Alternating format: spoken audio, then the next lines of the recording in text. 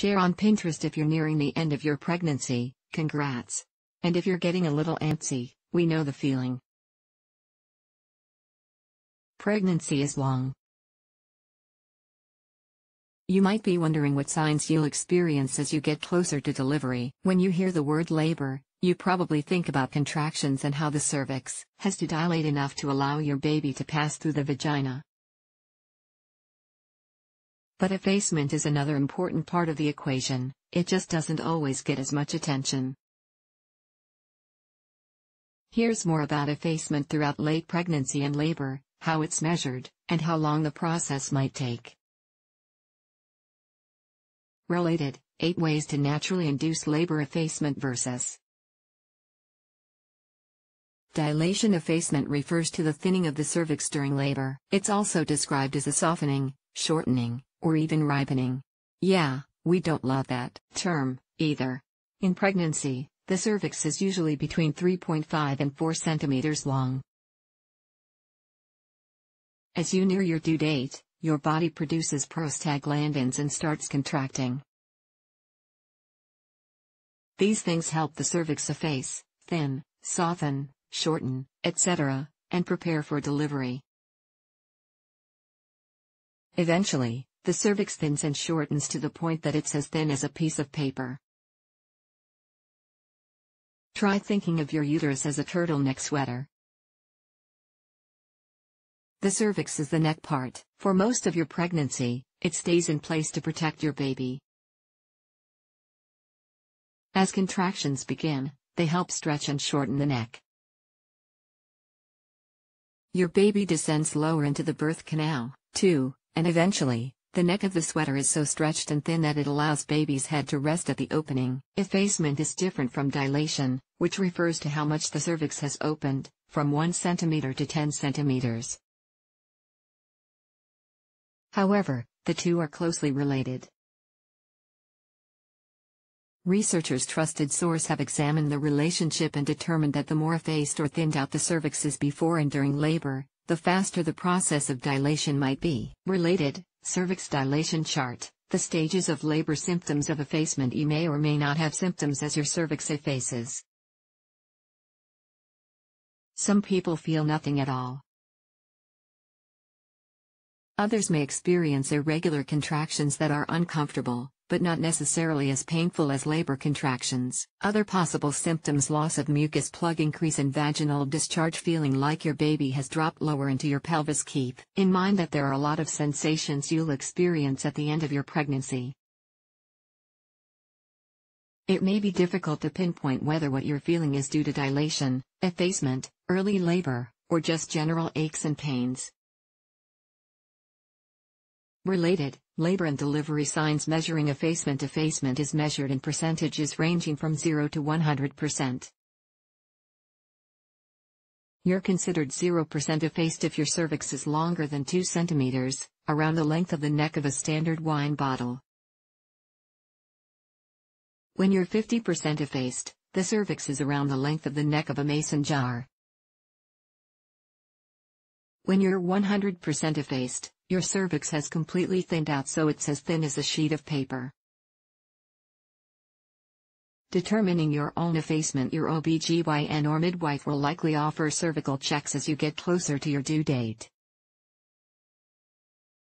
During these checks, they can tell you how effaced and dilated you are. Checking your cervix at home can be tricky, especially if you don't know what you're looking for. If you do choose to check your own cervix, make sure you wash your hands thoroughly. It may also be a good idea to clip your nails first. Slowly insert your index and middle fingers into the vagina, being careful not to spread bacteria from the anus. Reach to the end of the vaginal canal and feel for the texture and thickness of your cervix. If what you feel is very hard and thick, you're likely not very effaced. If it feels mushy and thin, you may be making some progress. Again, this can be very difficult to understand on your own without years of practice. Your healthcare provider has more training to determine exactly how effaced you might be.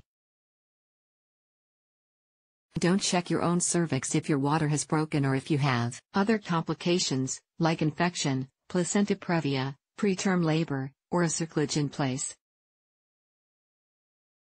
Related, what to expect during a vaginal delivery. How long it takes for 100% effacement. Cervical effacement generally begins in the later weeks of pregnancy.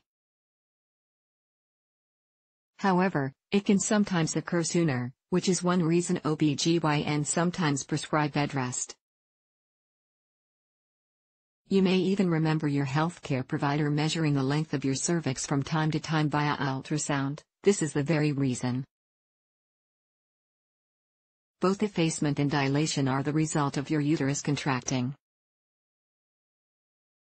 While there's no average time it takes to progress from 0 to 100%, you can't fully dilate to 10 centimeters until you're fully effaced. The two go hand in hand.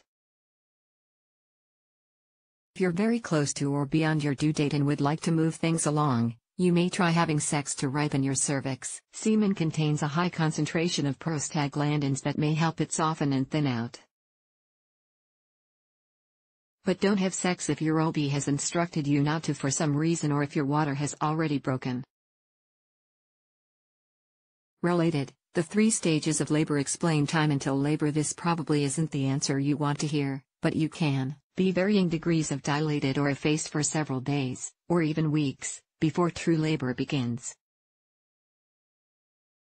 Alternatively, you might not be dilated or effaced at all and still go into labor within hours. First-time moms tend to efface before they dilate. The opposite may be true if you've already had 1 or more babies. Most of the effacement happens in the early stage of labor, when your cervix is dilating from 0 to 6 centimeters. This stage generally lasts 14 to 20 hours or more for a first-time mom, but, of course, all timelines are individual. No matter how long it takes, you'll not start trying to push your baby out into the world until you are 100% effaced and 10 centimeters dilated. Related, 1 centimeter dilated. When will labor start? The takeaway: effacement isn't necessarily a reason to call your OB. That said, do get in touch if you experience bleeding, contractions that come every 5 minutes and last 45 to 60 seconds, and get stronger and closer together, or if your water breaks. Otherwise, your cervix will eventually thin out and open enough to allow your baby's head and body to pass through your vagina. All that progress and change are pretty amazing if you think about it. And what's even more mind-blowing is that your body will eventually return to its pre-pregnancy state. While it's easy to get caught up in all the numbers and percentages, your job is to power through and deliver your baby into the world. Try to relax your body and mind and, most importantly, remember to breathe. You've got this, Mama.